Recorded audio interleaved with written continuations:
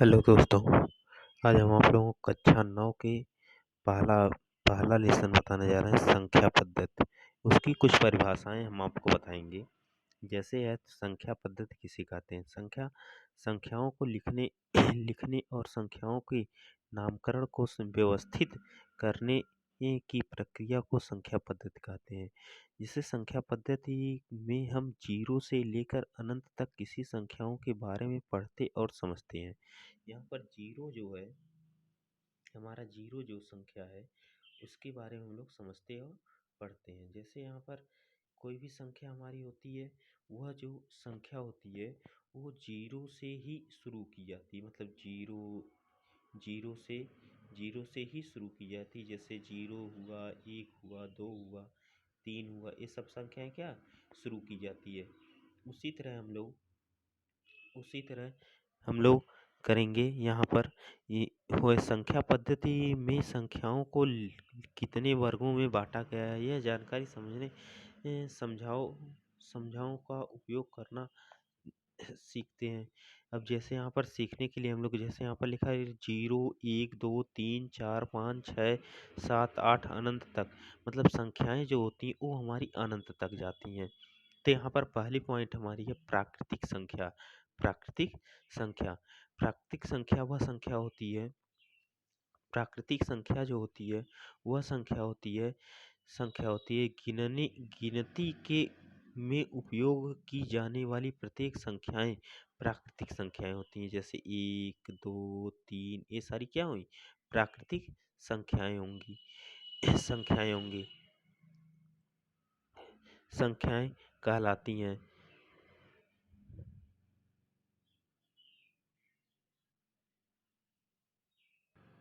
प्राकृतिक संख्याएं कहलाती हैं। प्राकृतिक संख्याएं में दो प्रकार की संख्याएं होती हैं।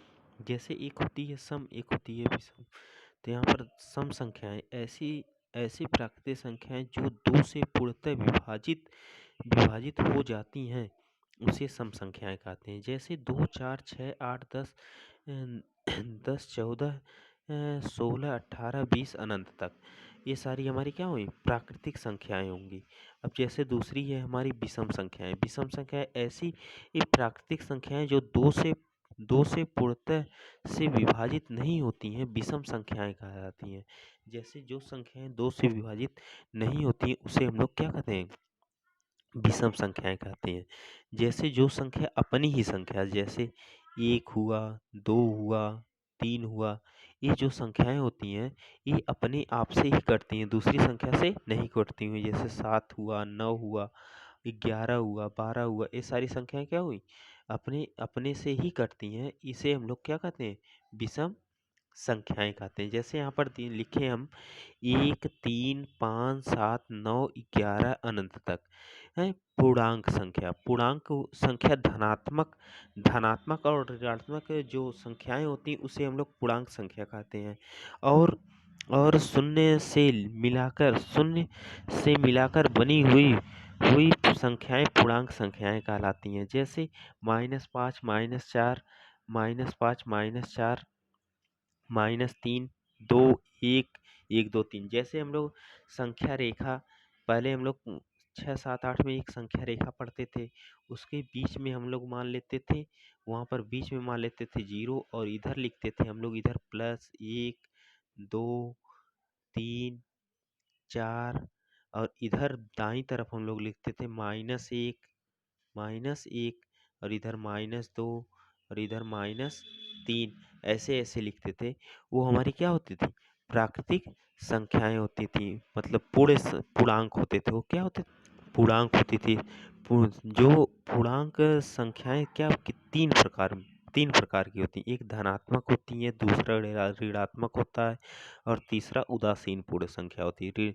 धनात्मक संख्याएं 1 से लेकर अनंत तक की ये सभी धनात्मक संख्याएं धनात्मक पूर्णांक होती हैं, और ऋणात्मक 1 से अनंत तक की ये सभी ऋणात्मक संख्याएं जो होती हैं वो क्या होती हैं?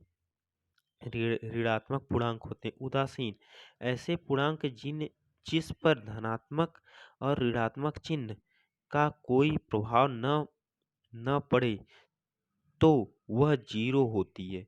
अब यहाँ पर देखो जीरो जो होती है वह हमारी क्या होती है, पूर्ण संख्या होती है। क्या होती है, पूर्ण संख्या होती है।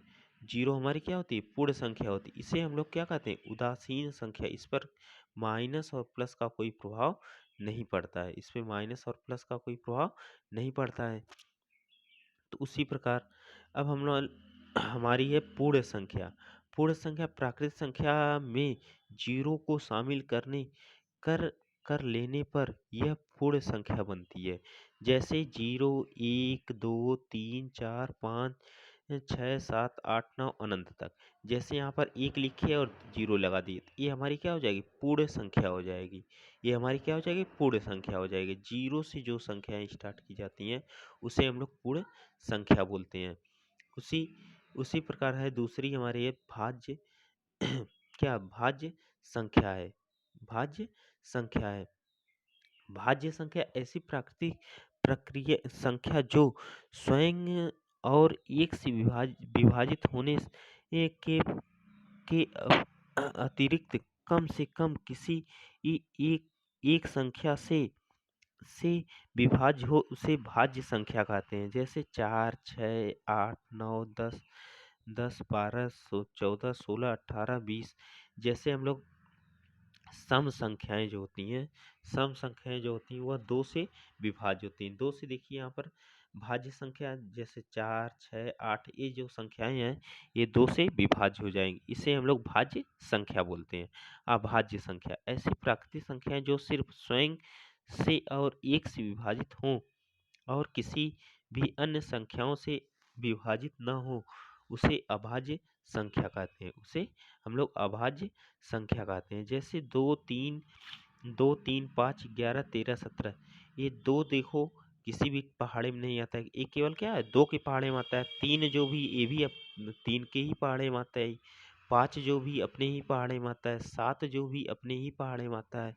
और 11 जो भी क्या है अपने ही पहाड़े में आता है। ये सारी जो संख्याएं हुई ये अभाज्य संख्याएं जो किसी दूसरे से न न कटे, उसे हम लोग क्या कहते हैं, अभाज्य संख्या कहते हैं। ये 8वीं पॉइंट है सह अभाज्य संख्या।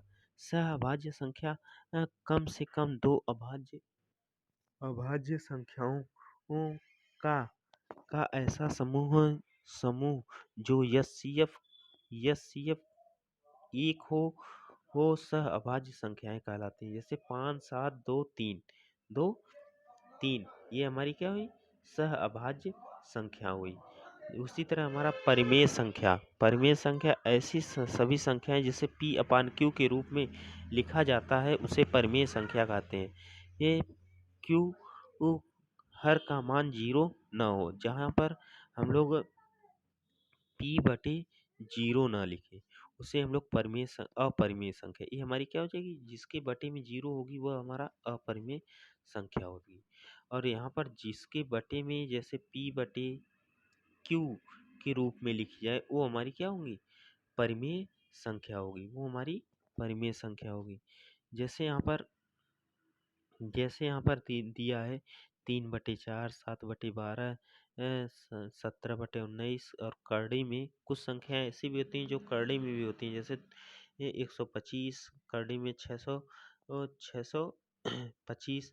अब इसका वर्गमूल निकालेंगे तो हम लोगों को 25 आएगा और इसके बटे में 1 छिपा होगा। अपरिमेय संख्या ऐसी परिमेय संख्या है p बटे q के रूप में नहीं लिखा जा सकता है। मुख्यतः उन्हें करड़ी के अंदर लिखा जा सकता है और कभी उनका पूर्ण वर्गमूल नहीं निकाला अपरिमेय संख्या कहलाती है। जैसे यहाँ पर 13 का वर्गमूल हम लोग नहीं निकाल सकते हैं, 13 का वर्गमूल हम लोग नहीं निकाल सकते। तो ये करड़ी के अंदर जो संख्याएं हैं ये अपरिमेय संख्याएं हैं। करड़ी में 13, करड़ी में 17, करड़ी में 123, ये हमारी क्या होंगी, अपरिमेय संख्या होंगी। और जैसे किसी भी बटे में हम लोग लिख दिए 5/0, 5/0 या 6/0, और अगर बटे में कोई संख्या रहेगी तो वो भी हमारी क्या है, अपरिमेय संख्या होती। नोट यहाँ पर जो पाई हमारा होता, पाई एक अपरिमेय संख्या, पाई हमारी क्या है, एक अपरिमेय संख्या है। यहाँ पे वास्तविक संख्या, परमेय परमेय और अपरिमेय संख्याओं को सम्मिलित रूप से लिखने या वास्तविक संख्या प्राप्त होती है। जैसे जैसे यहाँ पर लिखा है, जैसे 3/5, 7/11, 9/13 और करड़े में 121, करड़े में 147, करड़े में 997। वास्तविक संख्या यह यह एक काल्पनिक संख्या है जिसका वास्तविक वास्तविक नहीं होता है। अवास्तविक संख्या या काल्पनिक संख्या को इकाई से दर्शाया जाता है। जैसे जैसे यहाँ पर माइनस करने में 3, माइनस करने में 4, माइनस करने में 12, माइनस करने में 17, माइनस करने में 117 आदि।